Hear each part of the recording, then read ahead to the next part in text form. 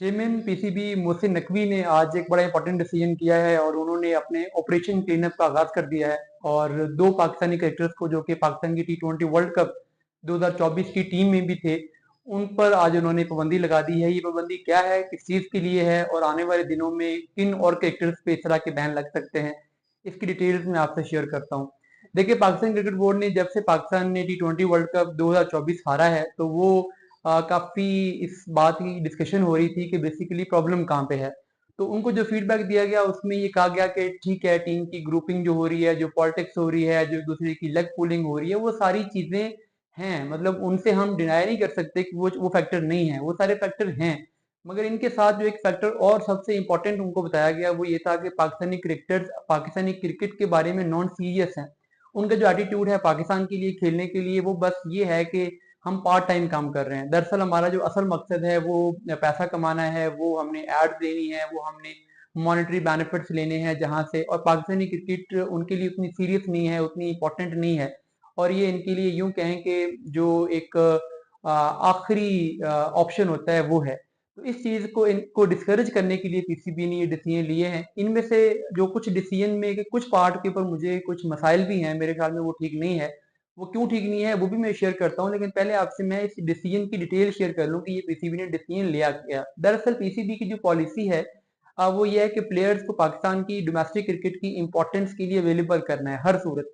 जो पाकिस्तानी प्लेयर पिछले कुछ अरसे से बहुत ज्यादा लीग्स खेल रहे हैं और पाकिस्तानी डोमेस्टिक क्रिकेट में अवेलेबल नहीं होते, जिसकी वजह से पाकिस्तान की डोमेस्टिक क्रिकेट की क्वालिटी गिरती जा रही है और हमारे पास जो बैकअप प्लेयर्स हैं वो तैयार नहीं हो रहे, क्योंकि डोमेस्टिक क्रिकेट की क्वालिटी अच्छी नहीं होगी तो फिर बैकअप प्लेयर तैयार नहीं हो सकते। तो पीसीबी की अब प्लानिंग ये रही है कि ऐसा करते हैं कि प्लेयर्स को बैन कर देते हैं कि वो दूसरी लीग्स ना खेलें। इस सिलसिले में आज दो पाकिस्तानी क्रिकेटर्स को जो पाकिस्तान के टी20 वर्ल्ड कप स्क्वाड में थे, उनको कैरिबियन प्रीमियर लीग खेलने से बैन कर दिया गया। ये दो क्रिकेटर्स कौन से हैं? इनमें एक आजम खान है और दूसरे साइम अयूब हैं। अब इन दोनों को बैन करने का जो मकसद है वो ये है कि ये पाकिस्तान की क्रिकेट को सीरियस लें, ये अपनी लीग खेलने की बजाय पाकिस्तान के ऊपर अपना टाइम इन्वेस्ट करें।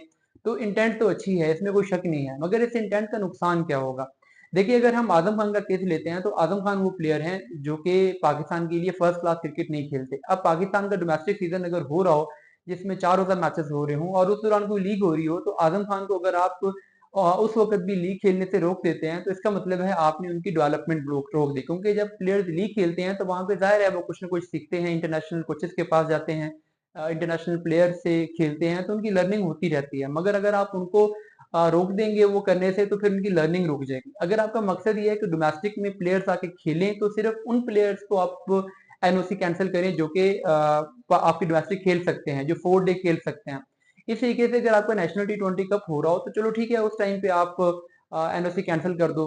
और साइम अयूब को तो चलो रोकना समझ आता है कि वो पाकिस्तान के लिए तीनों फॉर्मेट्स का प्लेयर बन सकता है फ्यूचर में, तो उसको पाकिस्तान की डोमेस्टिक क्रिकेट खेलनी चाहिए, लिस्ट ए खेलना चाहिए, टी20 खेलना चाहिए।